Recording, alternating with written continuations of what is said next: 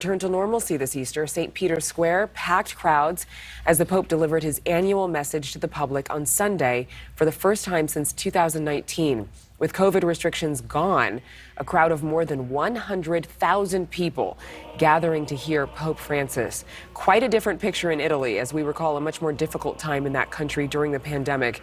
But the Pope is calling it an Easter of war. Here to talk about what the Pope had to say, Father Tom McCarthy, a vocation director at the Midwest province of the Augustinians in Chicago. Father McCarthy, good morning to you. Good morning.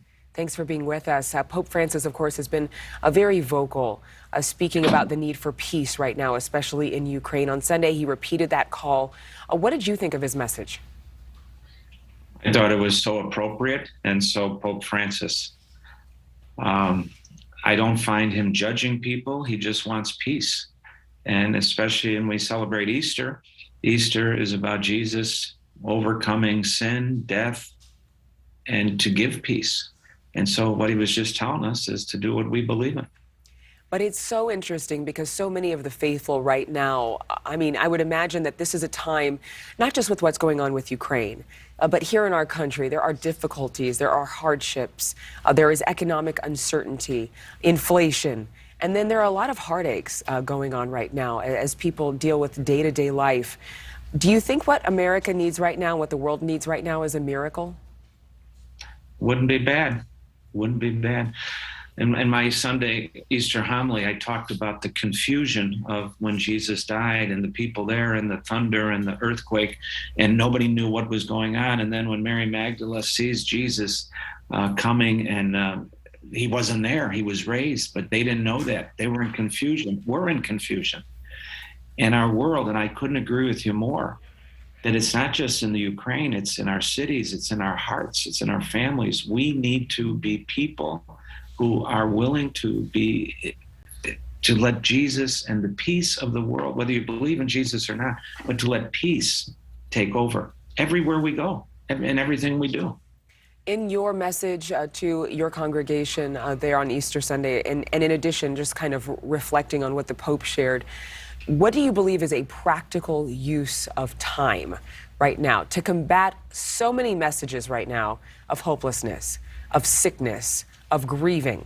What should people be thinking about to replace the agony and anxiety that is flooding our world today?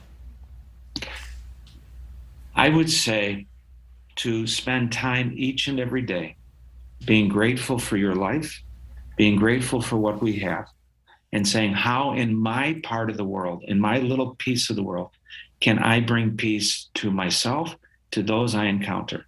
And to not think that this is something way out there that's out of our control. It's not. We can change our world one person at a time. And I think we can do it together. And we have to be with like-minded people who want to be with peace. And don't get discouraged, even though it seems like there's nothing to be encouraged about. But in my case, as a Christian, Jesus is the center. I can't do it alone. But if I have him, he is my rock. He is my foundation, and he can change the world. He did change the world, and we can do that as his followers. Do you believe that, as Pope Francis mentioned in his message, especially from the balcony, talking about needing peace, speaking about nuclear war potential, and quoting in poetic ways the fact that this could be, the end for so many people if we don't do something about it? Is there a widespread concern that there is going to be an intensification of this war in Ukraine? Well, I can only speak for myself. Nuclear war scares me, as it should everyone. And from the time that we've started nuclear weapons and all that, why do we need something that's going to kill the world 20,000 times over?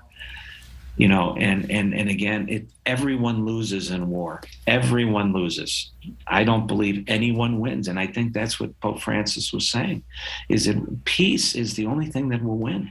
Peace is the only thing that will overcome. Well, there's so many people. If we turn to nuclear war, what does that do? Everyone's hurt. Yeah. Well, there's so many people who are among the faithful, Catholics, Protestants, and so many different faiths, who are right now seeking peace just to deal with the everyday conflicts that they deal with in their own homes, at their workplaces, and just hoping for the best. But I know that community is such a big part of the faith community, that having a tribe, not being alone, not trying to do things in isolation and fear. Father Tom McCarthy, thank you so much for your time. Thank you so much for watching. Make sure to click on the red subscribe button below so you can get more of NewsNation's fact-driven, unbiased coverage.